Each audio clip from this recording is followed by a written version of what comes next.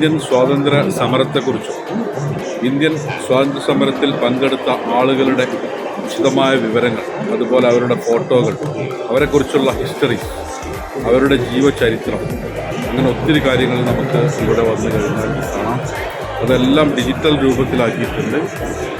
എൻ്റെ പുറകിൽ കാണാം ഈ സ്വാതന്ത്ര്യ സമരത്തിൽ പങ്കെടുത്ത ആളുകളുടെ ചരിത്രം, അതുപോലെ അന്നത്തെ പത്രങ്ങളുടെ വിശേഷങ്ങൾ തുടങ്ങിയ പല കാര്യങ്ങളും നമുക്കിവിടെ കാണാൻ സാധിക്കും.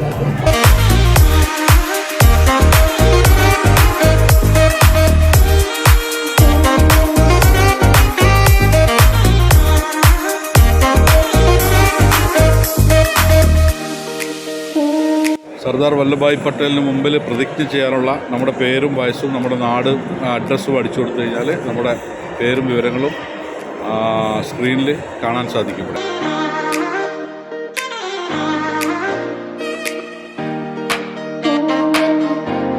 ഇവിടെ ഇപ്പോൾ പട്ടേൽ പ്രതിമയ്ക്കുള്ളിലായിട്ട് ഒരു തിയേറ്ററുണ്ട്. ആ തിയേറ്ററിൽ നമുക്ക് ഇന്ത്യൻ ഹിസ്റ്ററിയെ കുറിച്ച് വിശദമായിട്ട് ആ തിയേറ്ററിനുള്ളിൽ നമുക്ക് പറഞ്ഞു തരും. എന്തൊക്കെയാണ് ഇന്ത്യയുടെ സ്വാതന്ത്ര്യ സമരം, അതുമായി ബന്ധപ്പെട്ട എല്ലാ കാര്യങ്ങളും ഈ തിയേറ്ററിനുള്ളിൽ പ്രദർശിപ്പിക്കുന്നുണ്ട്. അത് നമുക്ക് ഒരു 5-10 മിനിറ്റ് ഇരുന്ന് കാണാൻ സാധിക്കും.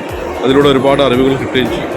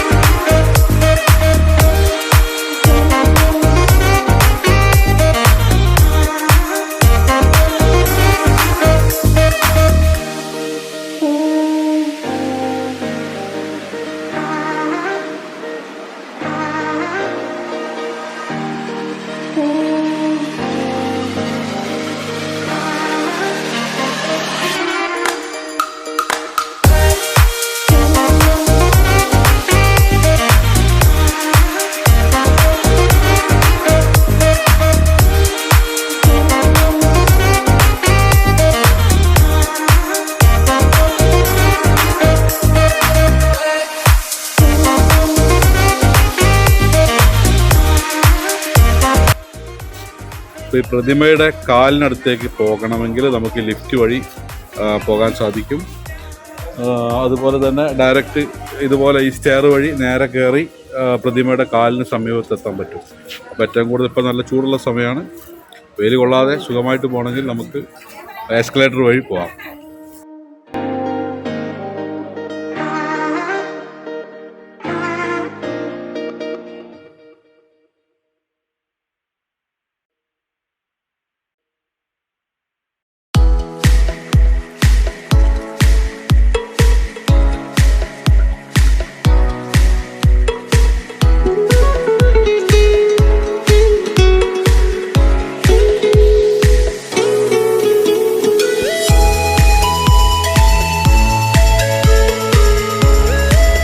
അപ്പോൾ ഞാനിപ്പോൾ 3ാമത്തെയും കഴിഞ്ഞു, ലിഫ്റ്റ് കഴിഞ്ഞു, 4ാമത്തെ എസ്കലേറ്റർ കഴിഞ്ഞു. അങ്ങനെ 4ാമത്തെ എസ്കലേറ്ററും കഴിഞ്ഞ്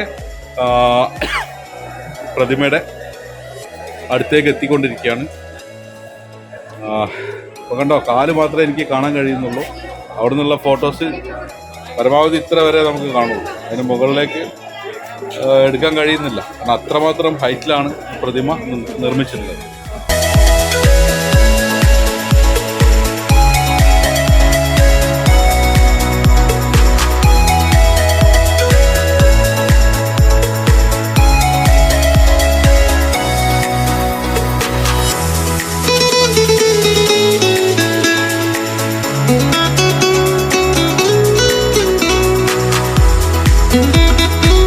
സർദാർ വല്ലഭായ് പട്ടേലിൻ്റെ പ്രതിമയുടെ കാലിൻ്റെ കീഴിലാണ് ഇപ്പോൾ ഞാനുള്ളത്. ഇത് ഫോട്ടോ കൊണ്ട് എടുത്തു തീർക്കാൻ കഴിയില്ല, വീഡിയോ കൊണ്ടും എടുത്തു തീർക്കാൻ കഴിയില്ല, അത്രമാത്രം വലുപ്പത്തിലാണുള്ളത്. അപ്പോൾ അതൊക്കെ കണ്ട പാദമാണ് എൻ്റെ പുറകിൽ. ഒരു വിരലെന്ന് പറഞ്ഞു കഴിഞ്ഞാൽ എത്രയോ മനുഷ്യന്മാരുടെ ഹൈറ്റും അത് വരും. അപ്പോൾ ഇത് ഫോട്ടോ എടുത്ത് തീരില്ല. ദൂരെ നിന്ന് മാത്രമേ ഫോട്ടോ എടുത്താൽ ഇതിൻ്റെ പൂർണ്ണമായിട്ടുള്ള ചിത്രം കിട്ടുള്ളൂ.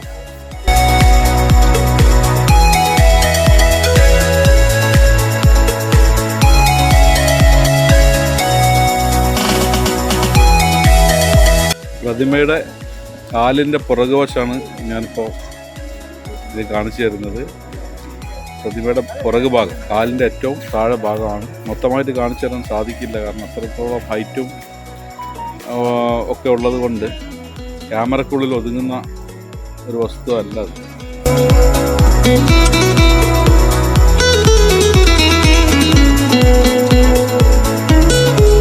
2013 ഒക്ടോബർ മാസത്തിലാണ് L&T കമ്പനി ഈ പ്രതിമയുടെ നിർമ്മാണ പ്രവൃത്തി ഏറ്റെടുത്തത്.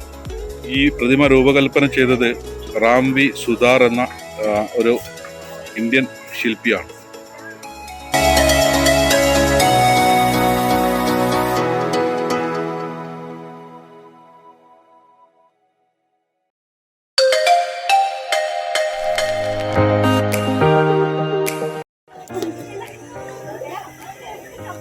അപ്പോൾ പ്രതിമയിൽ നിന്ന് തിരിച്ചിറങ്ങുന്നതിന് വേണ്ടിയിട്ടും ഇവിടെ ലിഫ്റ്റുകൾ ഉണ്ടാക്കി, എസ്കലേറ്ററുകളുണ്ട്.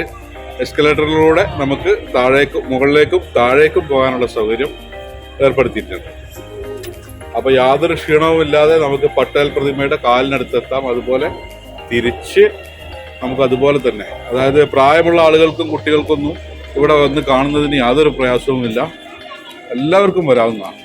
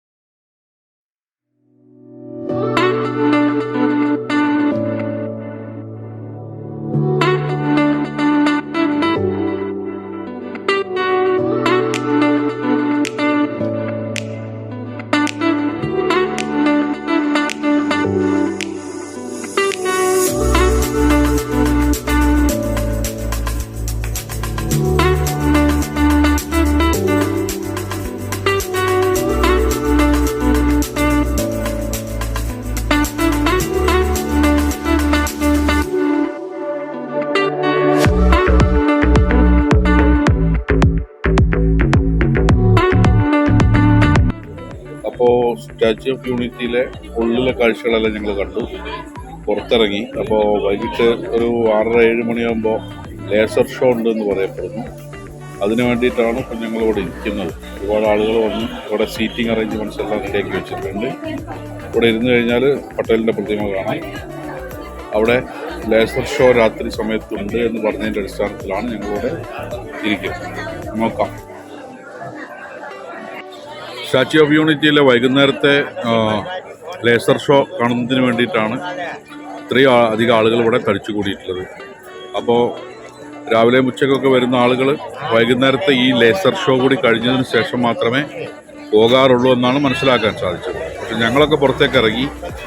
ആളുകൾ ഇതിനുള്ളിൽ ഇഷ്ടം പോലെ ഉണ്ട്. ടിക്കറ്റ് എടുക്കുക, അതിന് സ്പെഷ്യൽ ടിക്കറ്റാണ്. ആ ടിക്കറ്റ് എടുത്ത ആളുകളൊക്കെ ഉള്ളിലുണ്ട്. ഇപ്പോൾ പുറത്തുള്ളത് ടിക്കറ്റ് എടുക്കാത്ത ആളുകളാണ്. അപ്പോൾ അവർക്ക് ദൂരെ നിന്നാൽ കാണാൻ പറ്റും.